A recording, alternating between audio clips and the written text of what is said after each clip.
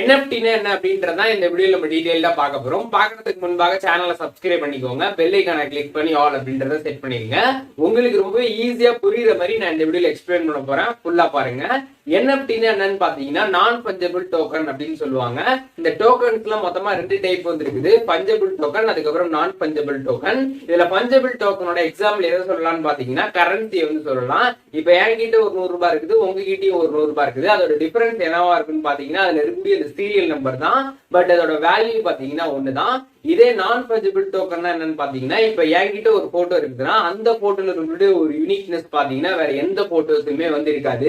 அது மட்டும் இல்லாம அதோட காப்பிரைட் ஃபுல்லாவே என்கிட்ட தான் வந்து இருக்கும். சோ அதுதான் பாத்தீங்கன்னா NFT. இப்ப நான் அந்த போட்டோ NFTயா மாத்தி சேல் பண்ண முடியும். இப்ப NFTனா உங்களுக்கு என்னன்னு புரிஞ்சிருக்கும். சோ சிம்பிளா சொல்றேன். அதாவது நீங்களா கிரியேட் பண்ண ஒரு போட்டோவா இருக்கட்டும், இல்ல நீங்களா கிரியேட் பண்ண ஒரு பெயிண்டிங், இல்ல ஆடியோ ட்ராக், சோ இந்த மாதிரி விஷயங்களை நீங்க NFTயா மாத்தி செல் பண்ண முடியும். சோ இந்த மாதிரி செல் பண்றப்ப அதை யாராச்சும் வந்து வாங்குவாங்க. அப்படி வாங்குறப்ப அதன் மூலியமாக நீங்க பணம் வந்து சம்பாதிக்க முடியும். இதுதான் பாத்தீங்கன்னா NFT. சோ இந்த மாதிரி NFT நீங்க கிரியேட் பண்ணி செல் பண்ணணும் அப்படின்னு ஆசைப்பட்டீங்கன்னா OpenSea அப்படின்ற மாதிரி ஒரு வெப்சைட் இருக்குது. அதுக்கு ஆப்புமே பாத்தீங்கன்னா பிளே ஸ்டோர்ல அவைலபிளா இருக்குது.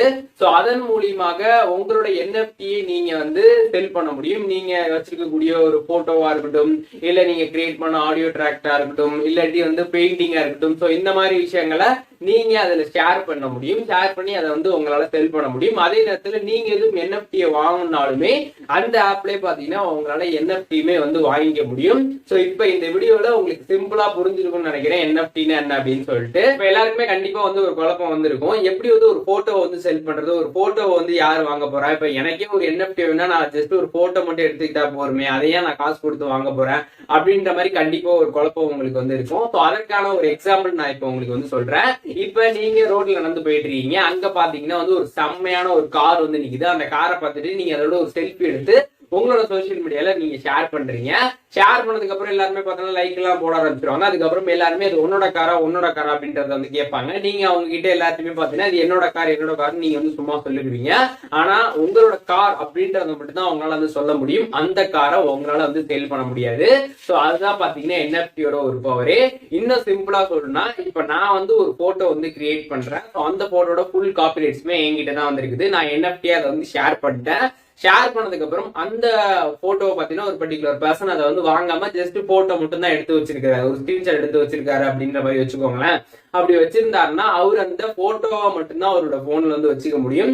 அதை திருப்பியும் அவரால் NFTல போட்டு சேல் பண்ண முடியாது. எதனால அப்படின்னு பாத்தீங்கன்னா அதோட காப்பிரைட்ஸ் ஃபுல்லாவே என்கிட்ட தான் வந்து இருக்குது. சோ அதனால அவர் காசு கொடுத்து வாங்கியிருந்தாருன்னா சோ அந்த ஒரு NFTயை பாத்தீங்கன்னா அவரு திருப்பி அதை சேல் பண்ண முடியும். அவரு வாங்கின காசை விட இன்னும் கொஞ்சம் அதிகமான காசுக்கே பாத்தீங்கன்னா அந்த NFTயை அவரால் வந்து சேல் பண்ண முடியும். இப்போ உங்களுக்கு NFT என்னன்றது புரிஞ்சிருக்கும்னு நினைக்கிறேன். சோ இந்த வீடியோ மூலியமாக NFT பத்தி கிளியரா தெரிஞ்சிருப்பீங்கன்னு நினைக்கிறேன். உங்களோட நண்பர்களுக்கும் ஷேர் பண்ணி தெரியப்படுத்துங்க.